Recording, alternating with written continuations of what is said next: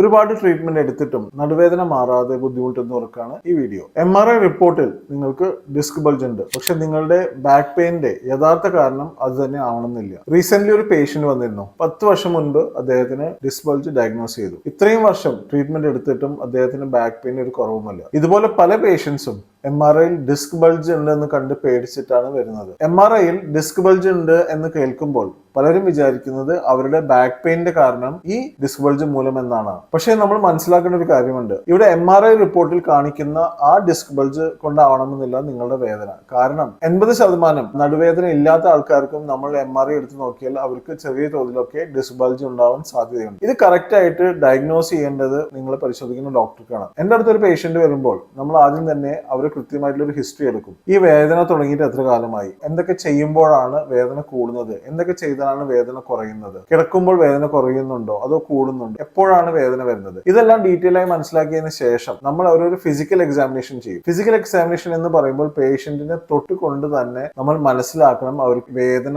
എവിടെ നിന്ന് വരുന്നു, ഏത് സൈഡിലേക്ക് റേഡിയേറ്റ് ചെയ്യുന്നു എന്നല്ല. പ്രത്യേകമായിട്ട് ടെസ്റ്റുകളുണ്ട്. ഇത് നെർവ് സംബന്ധമായിട്ടുള്ള ഒരു വേദനയാണോ അതോ ജോയിന്റ് സംബന്ധമായിട്ടുള്ള വേദനയാണോ അതോ പേശികളുടെ ഇൻഫ്ലമേഷൻ കൊണ്ടുണ്ടാവുന്ന വേദനയാണെന്ന് മനസ്സിലാക്കുക. ഇതിൽ നമ്മൾ വേദനയുടെ കാരണം മനസ്സിലാക്കി ഉള്ളിലേക്ക് കൊടുക്കുന്ന മെഡിസിൻസ് എന്താണെന്നും എക്സസൈസുകൾ എന്താണെന്നും എന്തൊക്കെ ചെയ്യാൻ പാടും എന്തൊക്കെ ചെയ്യാൻ പാടില്ല എന്നും ഏതൊക്കെ ഭക്ഷണം കഴിക്കണം എപ്പോഴൊക്കെ കഴിക്കുന്നത് വളരെ കൃത്യമായി പറഞ്ഞു കൊടുക്കും. ഇതൊരു 4 തൊട്ട് 6 ആഴ്ച വരെ ഇതിന്റെ സമയം. ഇതിൽ ആദ്യത്തെ ഒരു 2-3 ദിവസത്തിനകം തന്നെ പേഷ്യൻസിന് കുറേശ്ശെങ്കിലും റിലീഫ് കണ്ടു തുടങ്ങണം. ഇല്ലെങ്കിൽ നമ്മൾ തീർച്ചയായിട്ടും അതിന് വേറെ എന്തോ കാരണമുണ്ടോ എന്ന് അന്വേഷിക്കേണ്ടതുണ്ട്. ഇതിനെയാണ് കൺസർവേറ്റീവ് മാനേജ്മെന്റ് എന്ന് പറയുന്നത്. അല്ലാതെ 2 മാസത്തേക്കൊന്നും അല്ല നമ്മൾ മരുന്ന് കൊടുത്ത് മാറുന്നുണ്ടോ എന്ന് നോക്കേണ്ടത്. പലർക്കും വേറൊരു പേടി കൂടിയുണ്ട്. അതായത് ഡിസ്ക് ബൾജ് ചെയ്ത് ഈ നെർവിലേക്ക് ഇത് കംപ്രസ് ചെയ്ത് കഴിഞ്ഞാൽ പാരലിസിസ് പോലെയൊക്കെ വരാൻ സാധ്യതയുണ്ടോ എന്നുള്ളത്. കൃത്യമായി ഡയഗ്നോസ് ചെയ്യുന്ന ഡോക്ടർക്ക് മനസ്സിലാവും എന്തൊക്കെയാണ് റെഡ് ഫ്ലാഗ്സ്. മൂത്രവും മലവും അറിയാതെ പോവുക, ഉൾത്തൊടയ ഭാഗത്ത് നമുക്ക് അനുഭവപ്പെടുന്ന തരിപ്പ്, കാലുകൾക്ക് വീക്ക്നെസ് അനുഭവം, ഇത്തരം കാര്യങ്ങളൊക്കെ വരുമ്പോഴാണ് ഇതൊരു റെഡ് ഫ്ലാഗ് ആയിട്ട് കൺസിഡർ ചെയ്യുക. മോഡേൺ മെഡിസിൻ സ്പെഷ്യലൈസേഷനിൽ നമുക്ക് എല്ലുകൾക്ക്